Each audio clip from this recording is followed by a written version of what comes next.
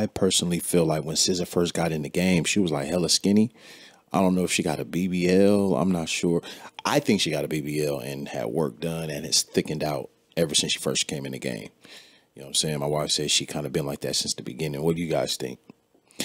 Anyway, so as we look at this video here, so, you know, our women talk about being objectified and sexualized. I know she's probably doing this in good humor, but trying to put this hot sauce on her ass is actually has a very, very, very, very dark past. So to her, it's a fun thing. Look, she's laughing. She wants to put it up. She wants all of us to see it. When you see that, the idea of putting an object on your behind, some of you guys might notice Kim Kardashian, right, doing this right here. And this also was about sexualizing the black woman, okay? Because Kim Kardashian remade this particular photo, okay? It says Kardashian is shown on the left with pearls, and Carolina Beaumont was wearing nothing but a smile. So absolutely naked, objectifying herself. And once again, look, jungle fever. Here she is inside of a cage, naked, like an animal. So this stuff has a dark, dark past. OK, now it gets worse. OK, where this stuff really, really comes from. It comes from this here. Hottentot Venus, aka Sara Baartman. OK, Hottentot Venus, Sara Baartman. This is a very, very dark story. I would inquire you to go back and on Wikipedia, YouTube, whatever. Go on YouTube and find out the story of this sister here. OK, you're talking about objectifying. All right.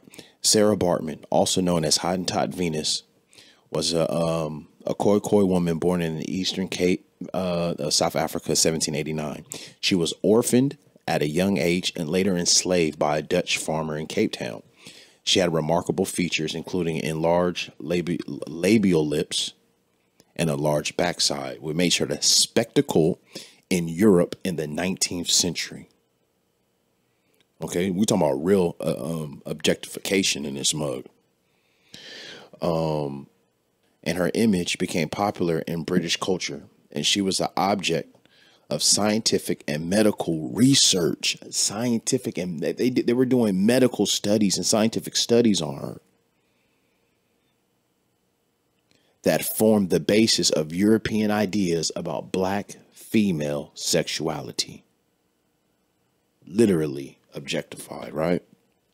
She died in Paris in 1816, and her body was then taken into museums and other places. Her physical body after she passed away. Even when she died, these white people had to take her body and her intimates. Her skeleton, her brain, and her genitals were preserved in jars. Her story highlights the negative sexual fascination of African women by Europeans. Sara Baartman's story is often regarded as the epitome of racist colonial exploitation and the commodification of the dehumanization of so-called black people. Her black body was viewed as something that can be violated, exploited, destructed, penetrated, and subjected. There's been documentaries. Well, one thing that I didn't read is the fact that she was in like freak shows, and they would have her like when you go to a zoo and you see exotic animals, you would go by and then you would see her. And then when she came out here, they forced her into prostitution. This lady was forced into prostitution, all because she wanted to, all because, you know, they objectified her, and the European had a fascination over black bodies.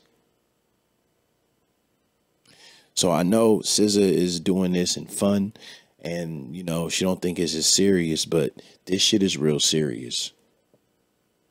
So tell her to wake up. Tell our sisters to wake up and get off that goddamn social media. Because sometimes, you know what I mean, I be thinking like, what's worse in the black community right now? Fentanyl outbreak or social media. I'm like, if you just look at the numbers, more people is on social media, addicted to social media, and it's not even seen as an epidemic. You know, imagine, can you put your, especially our sisters, right? Or especially our young sisters, can you put your phone down for like 3 weeks? Let alone 3 weeks, 3 days? Can you disable all your apps, all your social media apps? Like, when does the desire for attention, when does it stop? Like, how much attention is enough? Will it ever be enough? You know? And then a lot of this stuff is fake. And so our women are basing their ideals on this. And I mean, I know a woman who, she was married. I'm just going to make it simple, like real simple. She was married. While she was married, she started an Instagram account. Then she divorced her man. And she still got the Instagram account. Like, you know what I mean? In my humble opinion, that Instagram account had a lot to do with their divorce. Looking at other people's stuff, what other people is doing. So somebody tell SZA to get it together, man. We like her music. You know what I mean? She makes great, great music. Shout out to SZA. But this shit is unacceptable. Make sure you follow me here. Look, at The Young Moore on Instagram and all that other stuff.